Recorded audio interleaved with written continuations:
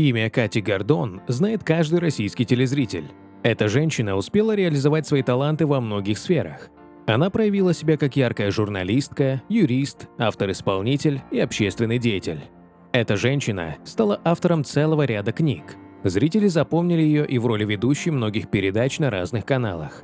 В ее жизни было два супруга, от одного из которых ей досталась брендовая фамилия. Сейчас Катя находится в третьем браке и ждет третьего малыша. Кто эти мужчины Кати Гордон? Какие события происходят в жизни Екатерины в настоящее время? Как сложилась личная жизнь этой яркой независимой женщины? Об этом и многом другом мы решили рассказать вам. Екатерина – коренная москвичка. Родилась она 19 октября 1980 года. Гордон – это яркое свидетельство наличия многочисленных талантов. Интересным был опыт ее работы на радио. На «Серебряном дожде» Гордон вела рубрику «Диагноз». Ведущая с дипломом психолога предлагала своим гостям специальные тесты, на основании которых она немедленно ставила им диагноз. Со временем Катя стала известной радиоведущей. Она успела поработать во многих проектах на радио «Маяк» и «Говорит Москва». Екатерина работала телеведущей и актрисой программы «Хмурое утро». На ТВЦ вела программу «Времечко». Через некоторое время зрители увидели любимую ведущую на Первом канале. В телешоу «Городские пижоны» Екатерина была одной из участниц проекта. На телевизионном канале «Звезда» она вела передачу «Другая сторона легенды». Катя Гордон проявила себя и как талантливая писательница. Она стала автором нескольких книг, среди которых прозаические произведения «Состояние» и «Конченые». Перу Кати Гордон принадлежит и пьеса «А счастлива ли жена президента» и утопический роман «Убить интернет». Гордон организовала собственный коллектив «Блонд Рок», участники которого стали исполнителями поп-рока. Уже через год творческий коллектив представил на суд меломанов свой дебютный альбом «Любовь и свобода». Автором текстов и музыки была Катя Гордон. В 2016 году Екатерина стала участницей знаменитого музыкального проекта «Голос». Зрители увидели ее в 5-м сезоне в команде Димы Билана. Кроме того, она умеет ярко танцевать, имеет диплом переводчицы с английского языка. 7 лет назад Екатерина открыла юридическую фирму Safe Room. Эта организация специализируется на решении двух проблем – юридических и психологических. Через несколько лет на базе юридической фирмы возникнет компания с другим названием – Агентство оптимальных юридических решений. После рождения второго сына Екатерина вновь изменит наименование компании. Организация станет называться «Гордон и сыновья». До своего первого замужества Катя Гордон носила совершенно другую фамилию – Прокофьева. В 2000 году она стала супругой известного телеведущего Александра Гордона, с которым она совершенно случайно познакомилась в ресторане во время своего свидания с другим молодым человеком.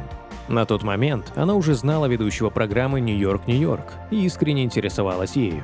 Тогда, увидев заведение известного ей человека, она не постеснялась подойти к нему и попросить передать его отцу сборник ее стихов собственного сочинения.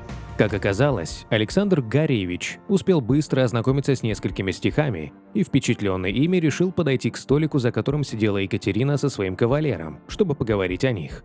Так и завязалось знакомство, которое очень быстро переросло в роман и семью.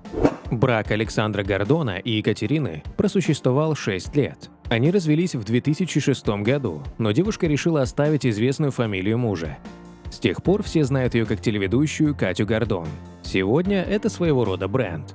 Об отношениях Екатерины и Александра судачили все, кому не лень. О них то и дело писали в прессе. Всех удивляла и смущала большая разница в возрасте. Она составляла 17 лет. Недавно Катя Гордон раскрыла причину развода с телеведущим. Она заявила, что у Александра возникли проблемы с алкоголем. «У меня была претензия к теме алкоголизма, и она осталась. Меня возмущает, что рядом с ним люди, которые позволяют это.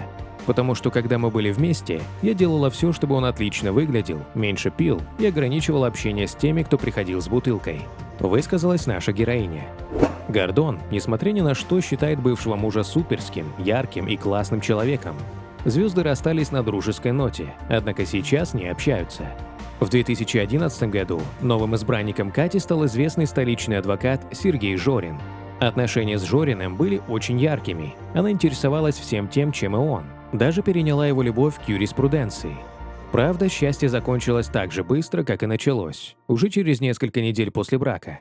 Екатерина написала заявление в полицию, в котором пожаловалась, что муж поднял на нее руку. Это вызвало волну негодования в прессе. Как оказалось позднее, на тот момент девушка уже была беременна от адвоката. В 2012 году у них родился сын, которого назвали Даниилом. Катя подала на развод, а Жорин отказался признать сына, и Катя записала Даниила на первого мужа Александра Гордона, который не возражал и стал ребенку крестным отцом. После развода у Кати был мимолетный роман с Кириллом Емельяновым, сыгравшим в сериале «Кадеты», а также свадьба с Митей Фоминым. Они вместе участвовали в проекте «Остров» и действительно официально поженились по законам острова Палау, чтобы, как говорила ведущая, сделать друг другу подарок. Ни у меня, ни у Мити Фомина никогда не было свадьбы. Я была в браке дважды, но мы просто расписывались в ЗАГСе, никогда в жизни я не надевала белое платье. На острове я встретила духовно и интеллектуально близкого мне человека, и мы решили устроить друг другу такой праздник. Но по возвращении в Россию они так и не зарегистрировались по законам страны. Несмотря на былые скандалы и развод, в 2013 году Екатерина снова стала супругой Сергея Жорина, но и на этот раз крепкая семья не удалась. Всего через пару месяцев адвокат решил сам подать на развод. После второго расставания с Жориным Катя долгое время находилась в категории незамужних женщин. Однако в 2017 году у нее родился второй ребенок. Сына назвали Серафимом, на фоне чего ее поклонники стали говорить о новом романе. Катя долгое время скрывала имя нового возлюбленного, женатого на тот момент мужчины.